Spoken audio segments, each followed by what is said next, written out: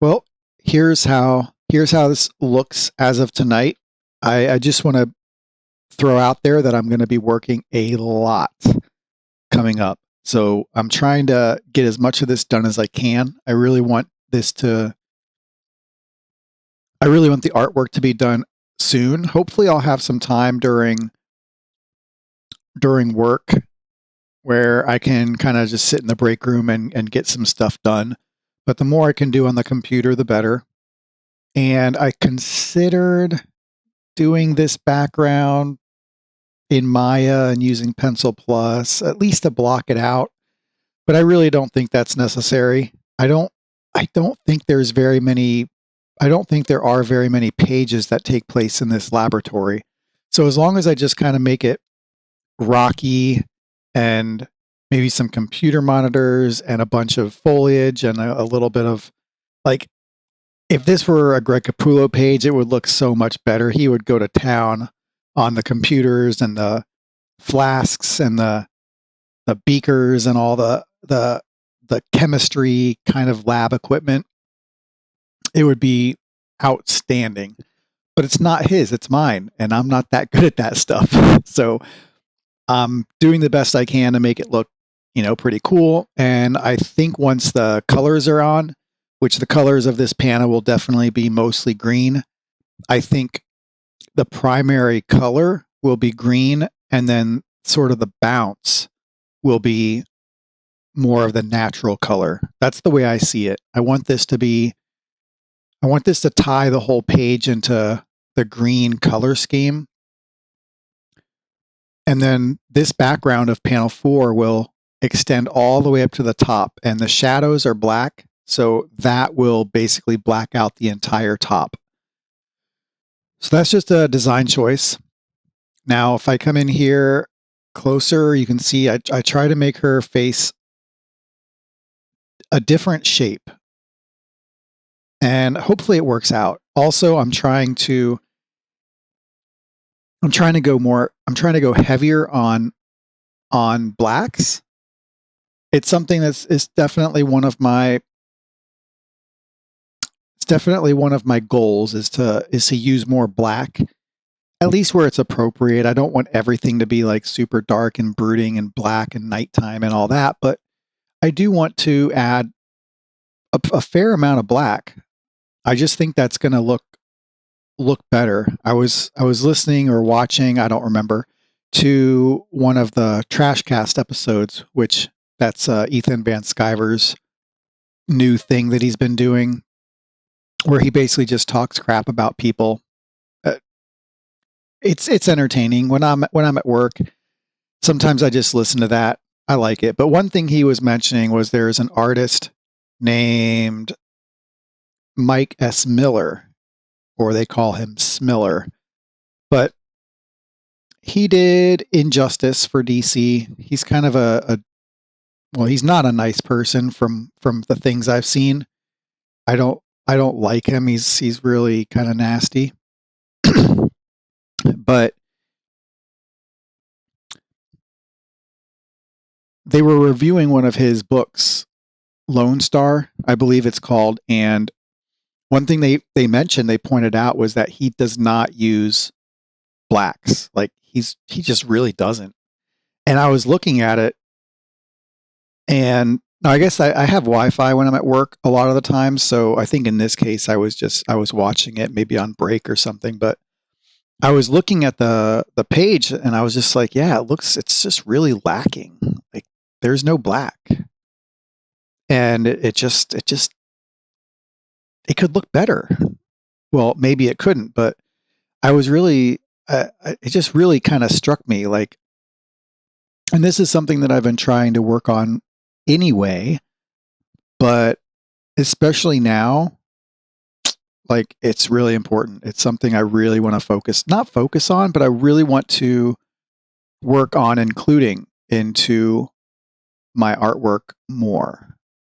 So what I like to do though is I like to get a really big brush like this, and I like to put it in there almost like it's charcoal, because and then when I'm going to actually do the inks, I can I can do something where if I go to the ink layer, I can go to the white. I can go to white, and then I would say go to, a smaller thing, and I can do this. I can bring it in like this. I can kind of subdue it by adding white lines into there, and then it's less like it's less strong. I don't know if that's the way I want to phrase it, but so there's going to be a lot of foliage. I don't know about these. These were like two sort of chemistry set beakers or something. That's probably not going to end up being in there. But, and I'm going to change this. Let's see if I can do that now. So I'm going to go back to my black. Something like, I don't know. It's kind of hard to say. Let's see where this sketch is.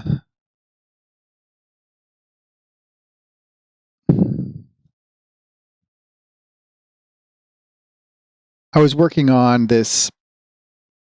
I was working on her hand, and I did go to the mirror. I looked in the mirror to myself, at myself, and I try to remember it. I don't have any photo reference. This is just kind of from memory when I was looking. I think that one looks okay. Her hand is probably a little bit big, but I think it looks okay. We'll see. I think it's probably going to look mostly like that. I might improve it a little bit, but this one, I do need, probably I'm going to get some reference for it.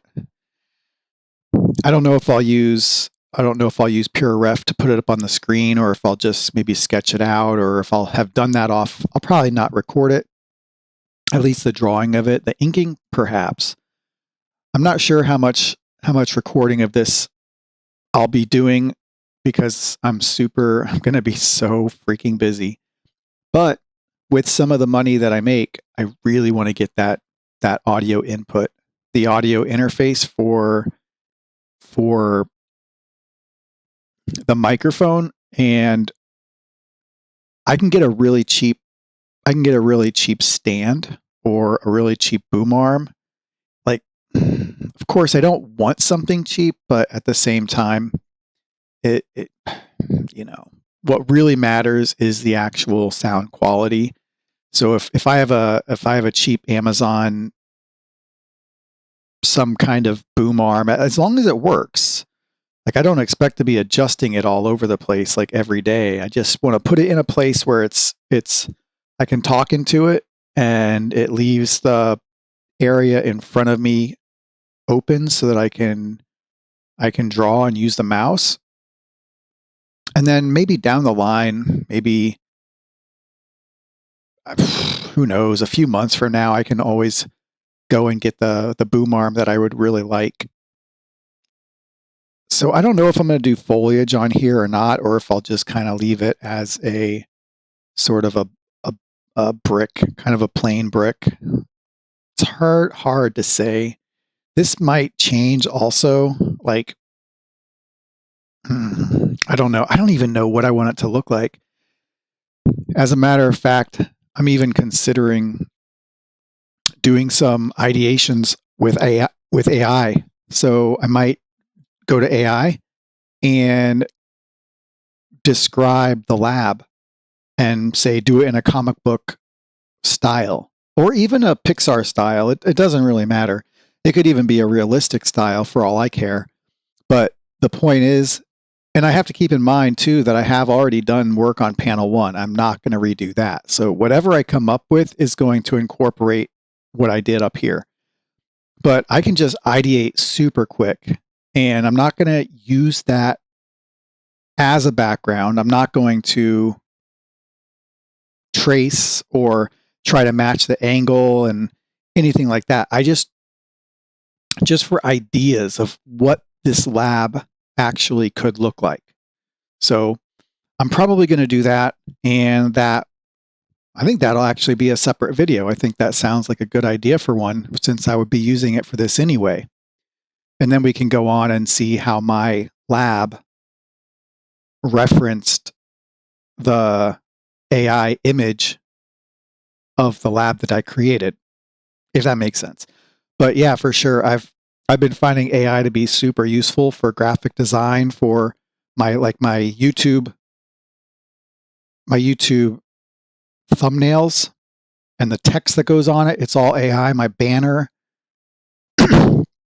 all of that stuff, and it's, oh my gosh, it's been awesome. I don't want to use it for actually drawing or coloring, but sometimes the coloring in these AI images is just so freaking good, and I want to learn from it. I really want to be able to do coloring that looks like AI could have done it, except it's something that I did, because it's really pretty. But in any case, that's it. I just wanted to show some progress on this page, where I am and kind of where I'm going. And I may not use AI. I mean, I'm going to use it to see if I can come up with something that I like.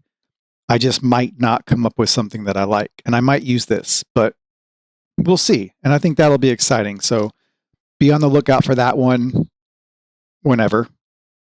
And that'll do it for now, except to say, if you like this content, you can subscribe. I appreciate that. Feel free to like the video and leave a comment as well. So thank you very much, everybody, and I will catch you next time. Bye.